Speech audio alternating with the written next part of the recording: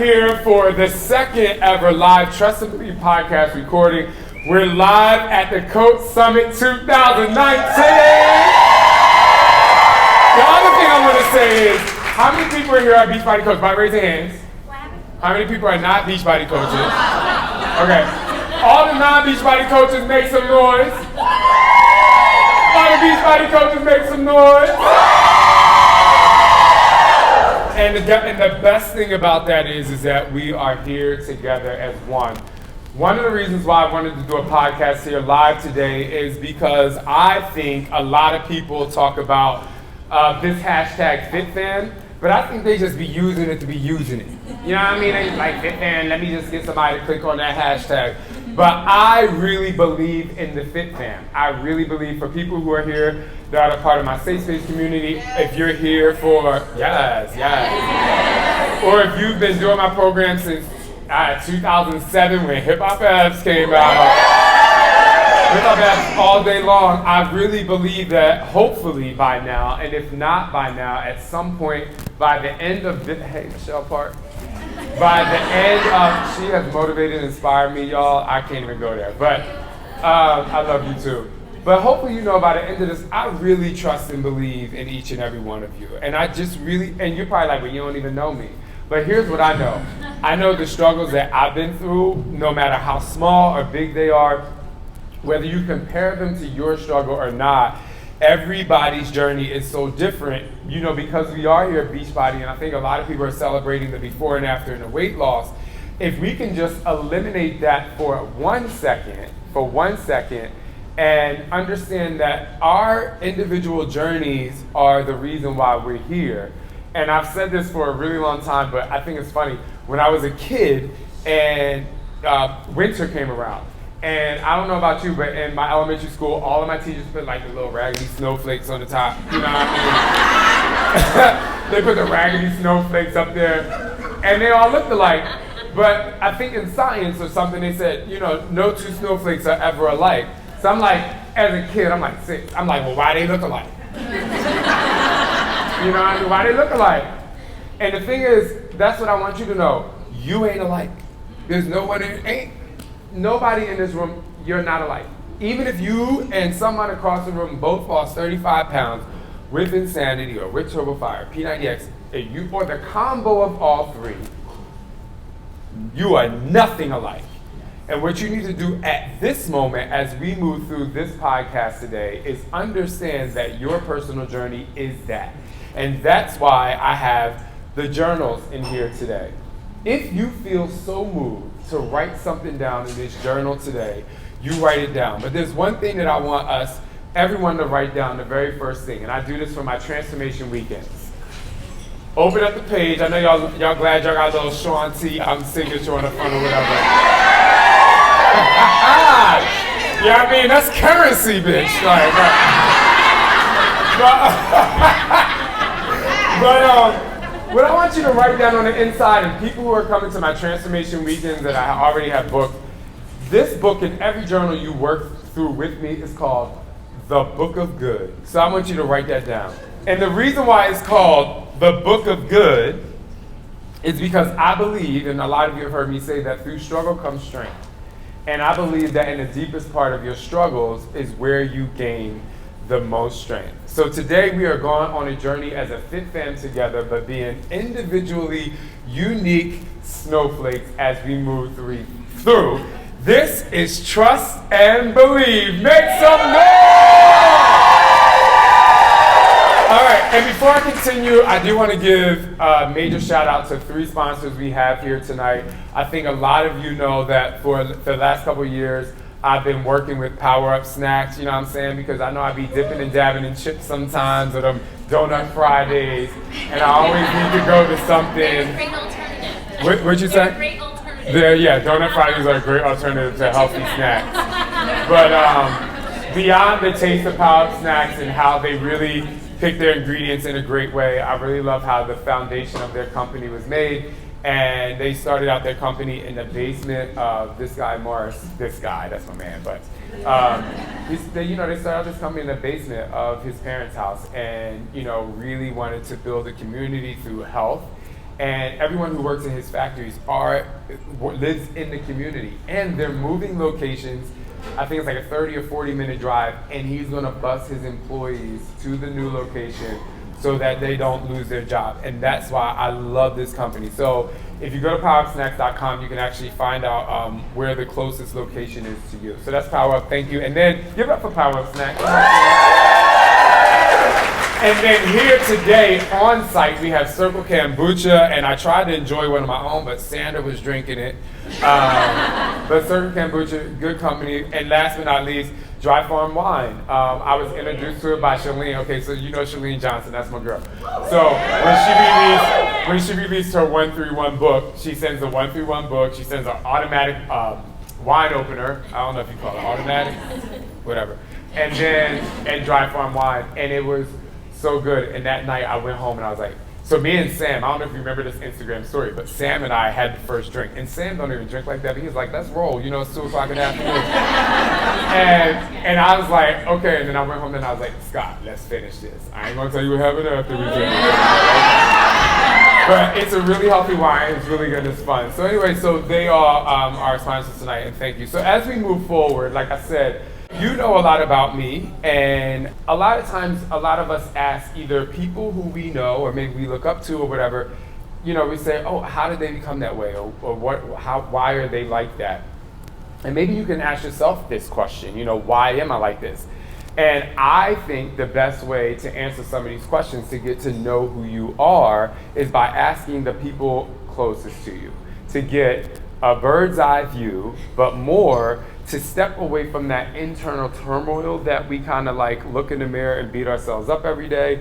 Or maybe some of us are like, I'm cute, ain't nothing wrong with me. Because whatever you say in the mirror, I know if you read my book, I talk about these mirror moments, right?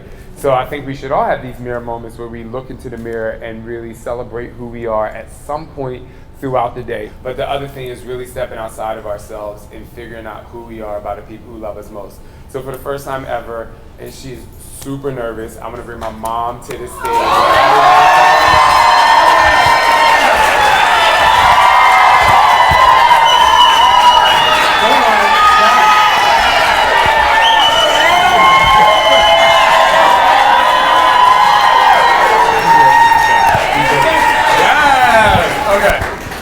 Anyway, everyone, this is my mom, and just to have a little vulnerable moment, I think a lot of you have read my book, and you probably read a little bit about my mom in the book, and beyond all of my struggles and the things that I've gone through in my life, one of the most profound moments that I had in my life about my mother was when we used to wake up every day. She used to try to start the car that wouldn't start. The car had like a different color door. We was hoping we would get there. The heat didn't work. We were freezing on our way to another state just so we had good school. And, she really pushed herself outside of her comfort zone to, number one, I remember you got the job at the bank and we were so excited and we got off welfare and it was just like really cool to see. And I think a lot of people read about my struggles, but it's really important for them to know that you really did give me the strength to be where I am. We're so similar, we're so much alike. And she might cry a little bit, but it's fine. Just FYI, if you can't hear her, we're gonna give her a mic, because she might be a little bit, but be loud, I'll try to be loud. Hey. I think there's gonna be a little dialogue where we can talk back and forth, but I think I would like you to tell them what little Shawnee was like from your perspective. Because I think a lot of times people see the end game, like people might see Shaun T and you see Shaun T now and it's like whatever, but I think the foundation of where we come from is really important and not just from my first person voice. I think it's be really good to hear from you. So. Shaun T was not as talkative as he is now. He was a very quiet little boy. He really was, but he was an awesome little boy. Shaun growing up he followed me everywhere I went. He followed my mom everywhere we went. He always wanted to be underneath us and his brother. But Shaun, he was, what can I say? It was nothing that he said that he could do that he couldn't do, if I said that right. If he said he could do it, it got done. At the age of 6, now most kids don't swim. This one, I can swim. Well, me, I still can't swim today. He goes, I says, well, I'm going to take you to a swim class. Take him to swim class. He gets in the water. I leave because I can't. I'm petrified of water like that. So he gets in the water. The guy tells me, and I come back. Shaun's swimming. Next day, he's jumping off a diving board at 6 years old. So his brother is like, "Oh, he's not going to beat me. I'm gonna do the same thing." But whatever Shaun said he was going to do, Shaun did it. He really did. It's so interesting you say that, and to hear from your perspective, because I don't remember it being like I'm going to do it and I'm going to do it. I just remember just being like, the swimming thing. The only thing I remember is I remember saying I'm going to jump off the diving board, and I want to scare my mom. but simultaneously I was like, I want to be able to swim to the side because there's 12 feet of water. I remember that part. And I remember being like, I want to swim to the side. She's going to freak out, but I want to impress her. And I just thought that was like But really when cool. he did it, I was standing behind the what they call that in the gate? It's not. It was a gate, but the building that they had there that you go in and change your clothes. I'm standing behind there, looking between the two of them as he's jumping off the diving board, and I turned around because I didn't want to see him jump. But then I turned around and looked, where's that little head? Then I was fine. Then I went in to see that I knew he could do that. It's so interesting you say that because being in a relationship with Scott, I remember telling him when I first started playing tennis, I was like, I'm gonna hit like a pro. We were driving down the street. He hates when I tell this story. I had just started playing tennis, and if anyone's ever played tennis, it's not easy. It's just not an easy sport at all. Like, you think you can play, but you can't. And I was like, I'm gonna hit like a pro one day. He literally was like, no, you're not. And I'm like, I was so mad. Like, I was so mad. And here I am, that was 2011, it's 2019, and we had this conversation. He's so proud of me because not only do I hit like a pro now, I also told him, I was like, I'm gonna be friends with Serena Williams one day. He was like, she's like the greatest of all time. No, you're not. I'm friends with Serena. Hey, Serena. And I was able to play against Serena, but that's really nothing in terms of me hearing you say that. But why do you think, as you looked at me as a child, why do you think I was like that? Was there any traits that I had that you felt that would come out? I was a go-getter, but I didn't do it like he did it. I hold back. I don't just let go and do it. But Shaun would always, like I said, he's up and gone. Wait, Mom, I'm going to cut you off because I disagree. Let me tell you something. I'm only cutting off and tell you that I'm telling the Wait, truth. about you. Oh, okay, about you, not me? about me. Okay. About you. I will bow down if she gets too hard on me. But no, she says she's not a go-getter. Mom, that's not true all the way. So my brother and I were in high school. We really excelled in track and field, both of us. We won tons of medals. So I'm in high school. I was probably 16. My brother's 17. My mom is 22 years older than me, so she's 38 years old. So you were 38. Now I don't know how you only got a little bit older. Just told them they can do the math. Right. She's 38 years old. So me and my brother, we do a couple laps around the track. Then we go to the high jump pit, right? And we're like, we're gonna go. Yeah. Are you talking about? Yeah. So me and my brother like, let's go high jump. We're high jumping, we're doing this. My mom was like, I can do that. Sure enough, she runs, Lord have high mercy. jumps, and her neck was hurt for like a year and a half. It still hurts. I still remember that. But you also, I tried. You tried. But I did try. Right. I got hurt, but I tried. But she also comes from a household, and a lot of you hear me talk about my grandparents and and she wasn't allowed to play sports when she was younger. Because it was a Christian household, old school values. Women don't do sports. Women don't wear pants. And she really excelled. I think it was gym class. Like you did the long jump. Yeah, I did the long jump. Yeah, and so she was So I always first in I it. always, when I ran track, after hearing that story, I always kind of channeled you because I was like, well, even though my mom didn't run track, I can be good at this because, it was in your I didn't DNA. run track, but when my parents built a new home, it was like maybe 2 miles. I would always run from the house where we lived to the house where they were building every day, back and forth, because I just liked to run. But So now we know where insanity came from. yeah, See, I'm gonna run that's today. cool. So let's flip the script a little bit. That's great, thank you. But what did you see when I was younger? What kind of challenge did you see me going through when I was younger? And yeah, I'll start with that, and then you can roll with that. What kind of challenges did Yeah, I like did you see? see me go through any challenges that, I gotta think. What kind of challenges would I say you went through? I can't think about them. Well, And I had a temper. I used to beat up everyone with my buddy. Well, because it was certain things. It's a lot of things he wouldn't let you do. Shaun was don't touch me, and I guess I'm like that too. But still, my buddy doll was his security, and when my buddy doll got written on the face, I knew something was wrong then, but I did not pinpoint it until later on in his life.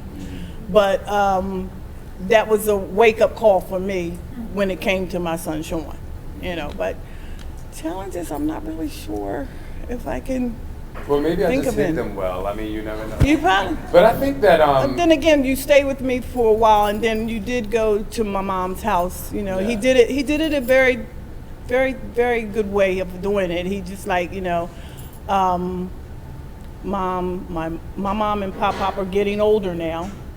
Can I go stay with my mom and Pop? Well, I was one that was, in the beginning of my life, I say I'm never letting my kids go live with anybody because of the way I was brought up. Coming through, not through my mom and dad, but the way I went to my mom and dad. And I was like, you know what? You're right, they are getting older. They do need your help. So I let him go.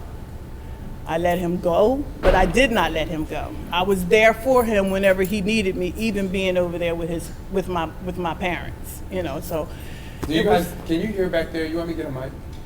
You should tell me, just speak up, turn around, and talk to me. Is it on? Hello. Oh. Yeah, and you can look that way too. Hi over there. Sorry, guys. Oh, really? All right, I'll take it. I told you we family. Y'all can be like, I can't hear. Thank you, dear. Okay. Good job. Thank you. It's real now. Yeah. Anyway, I'm nervous, people. I know.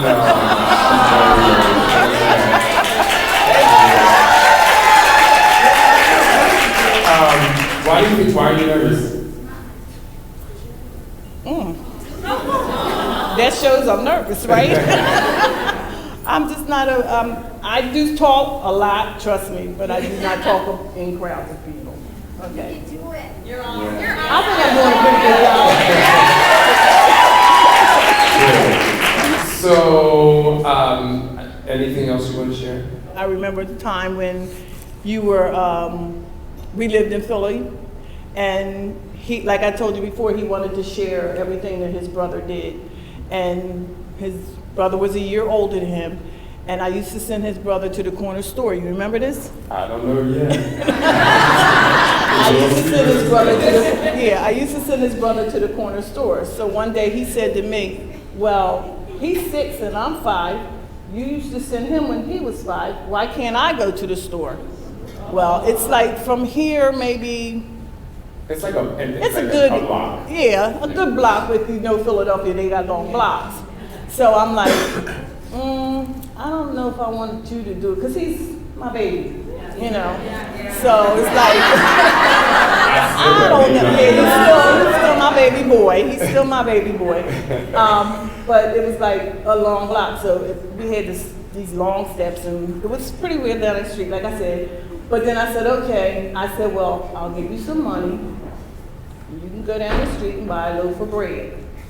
So me and his brother standing on the porch watching him go down the steps and walk down the street. And I'm like, you know, itching, waiting for him to come out the store with this loaf of bread. And here he comes walking down the street. With a loaf of bread. And that's how he got to start going to the store by himself. Do you remember? So it was back in the day where government assistance, we had food stamps. And I remember you sent me to the store. And I was just a very trustworthy person. And so I got almost everything you wanted me to get. And I put it all on the counter.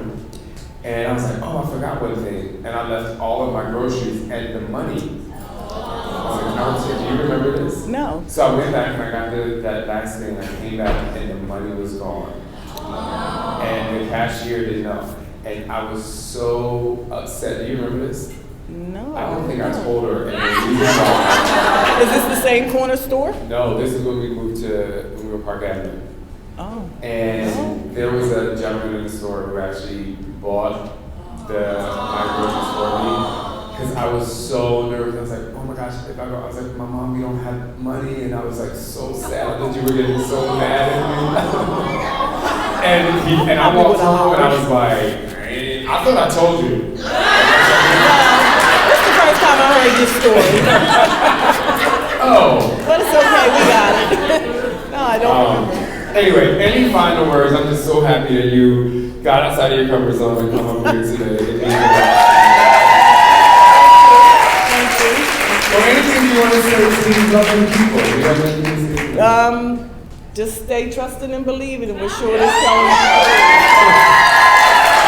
Y'all are here for a reason, and that reason is because y'all do trust and believe. Thank you. Yeah, no problem. Thank you.